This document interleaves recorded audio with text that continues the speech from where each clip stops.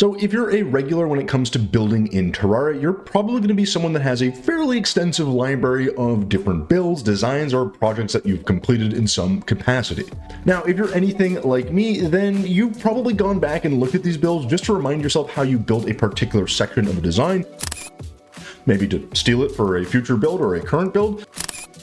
Or sometimes you just literally forget the blocks that you used for a particular set of, well, builds, and I go back and look at those. So believe me, no shame on this side of the fence, guys. I do it all the time, but it's important because what it will do is remind you that, first off, the way that you build something, it can change from time to time, but more importantly, that you've got some old builds back there that they could use an update. And in this video, that's pretty much exactly what we're going to be doing. Sort of.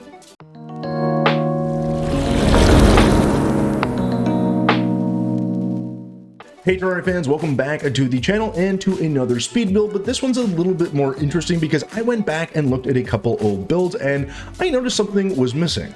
Now, if you've been in and around the channel for a while, then you know we have some fairly old builds that relate to Vikings.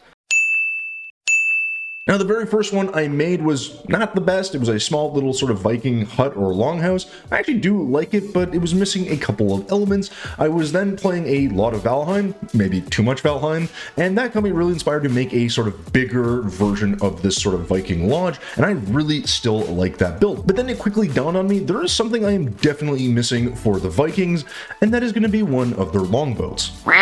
Now, in hindsight, I do think that not making this is a little bit of an oversight. I mean, it only took me about 2 years to go back and look at these and realize, right, a longboat. Totally need one of those. But the point is, I wasn't really sure how I was going to actually make this, so luckily for me, I had my good friend Terraria that I could use as a shining example of how to do these things, and I didn't really want to reinvent the wheel anyway, so I am taking my cues from one of his designs, so I guess full credit goes to him.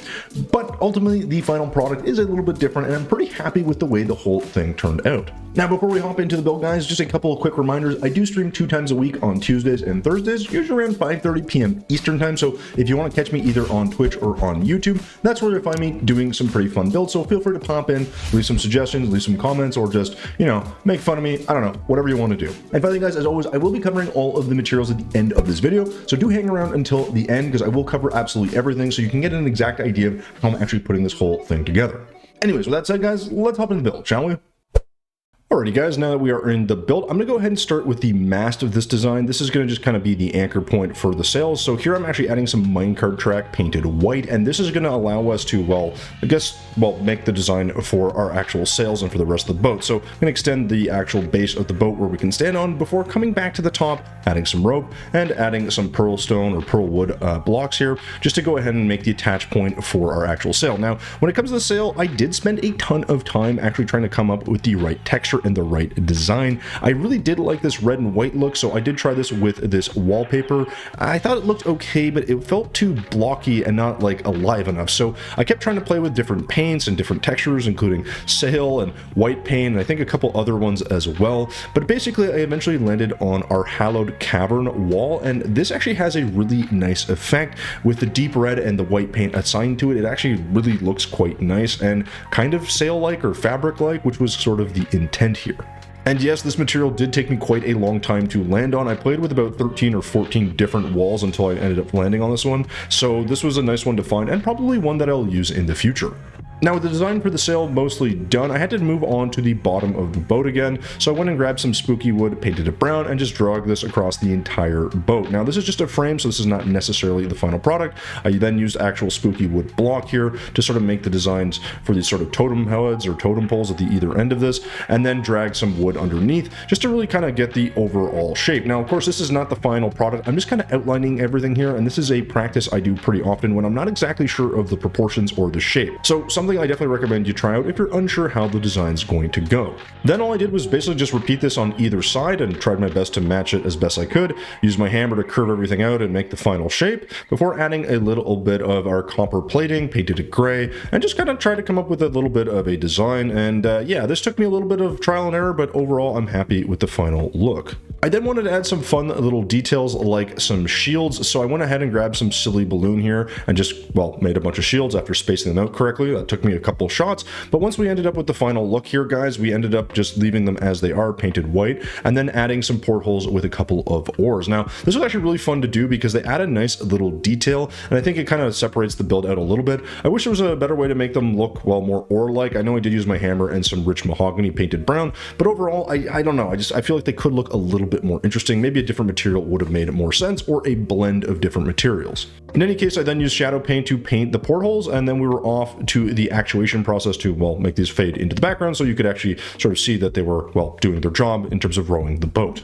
It's at this point that I realized the boat was a little bit on the flat side, so I wanted to make a raised section here in the middle. I don't really know what this is. I guess it's kind of a place you would look out from in the middle of the boat, but in any case, it works out pretty well. We just added a couple of details with some platforms and some rope and, you know, a little bit of our fences, and yeah, it looks pretty good. And then once that was done, I wanted to move on to making a little bit of a customized rune for our flank, so I went ahead and did that with a bit of our shadow paint before going ahead and hammering down a couple of platforms over top, just to kind of make everything look a little bit more cohesive. But once we got away from all those fun distractions, I went back to the shields and started actually trying to play around with different paints. Now, I played around with a lot of different paints on these guys, didn't really end up on a pattern that I really liked, but kind of just went with it and decided to keep whatever looked good. So you can, of course, customize the crap out of these. Don't even worry about what I do. Use any paints, any designs, anything you want. Just as long as they feel or look a little bit like shields, then you should be pretty much good to go.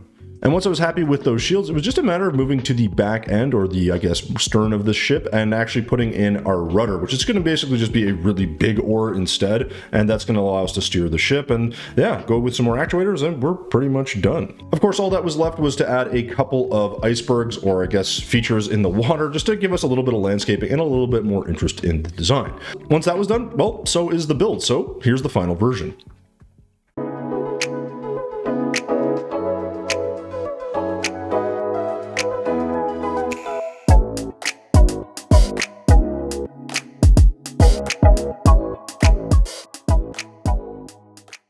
Alright guys, so with the Viking longship now done, I'm going to go ahead and cover all of the materials like I promised at the beginning of this video. Now, it is a pretty interesting build, it looks pretty dynamic, but as you can tell, there actually aren't all that many materials. Now, if you want to take a closer look, guys, go ahead and pause the video here, take a quick snapshot, or do whatever it is you need to do, and yeah, you can see we're not going to actually have to cover all that much. Now, where I'd like to start is going to be with the walls. Now, there aren't that many, and certainly a lot of these are going to be pretty familiar to you, but I think there are one or two that really stand out for me that I just really never use, and that is going to be for the sails, where I decided to use hallowed cavern wall. So if you're wondering how we got that kind of, I guess, fabric looking shape or design to the sail, this is what I actually used, and yeah, I've never really used it, and it looks really good for this kind of use.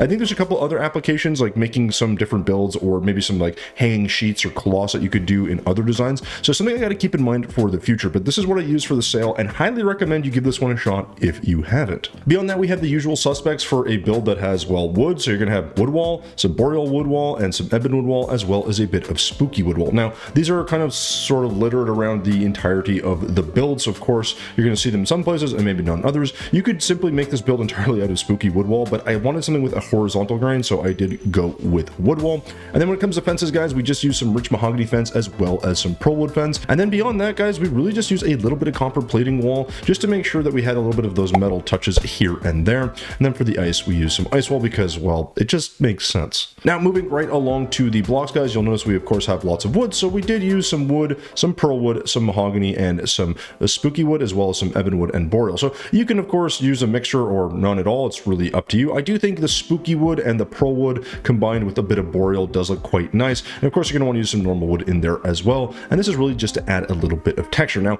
I do think the more unique element here is going to be our minecart tracks. These are going to be used to kind of connect the sails down, and again, this is a fun little design you can kind of use here and there. It's not for everything, it's a little bit too angular. I wish there was a way to make these kind of droop down a little bit. I did initially try this with some actual rope, and I did use rope in this design, but it didn't look quite as good, and I think this is a better call just to go with the minecart track. And then really, guys, beyond that, we did use a little bit of silly purple balloon and some silly green balloon, just in a few key spots where the shields are, for example, as well as the little eyeballs I think that we have, and our little kind of headpieces there at the end of the boat on either side. So again, small things like that are going to make your builds stand out a little bit more, and certainly something that I think if you're willing to try will probably surprise you in terms of the final results. Now finally, when it comes to paints, guys, we didn't really have that much that we needed, so obviously we went with a ton of brown paint because, well, it's a wooden boat. I guess you could paint this a different color, like a gray or a white or something maybe neutral, but you know, brown was the obvious choice in my opinion. And for the sail, we went with white and some deep red paint. Again, that is put on our